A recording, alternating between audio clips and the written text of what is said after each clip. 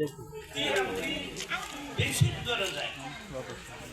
म्हणून आपण काय पहिल्यांदा शिकलं पाहिजे.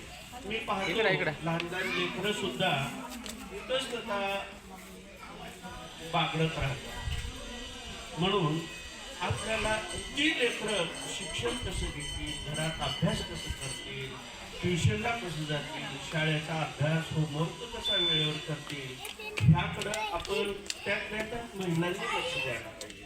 पुरुष वर्ग लक्ष देऊ शकत नाही.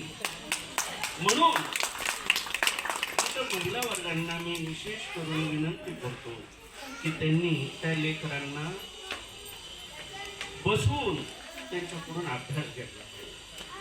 त्यांना स्वच्छतेची आवड निर्माण केली पाहिजे. त्यांना वक्तशीरपणा म्हणजे काय, टाईम टेबल म्हणजे वेळेला फार महत्त्व.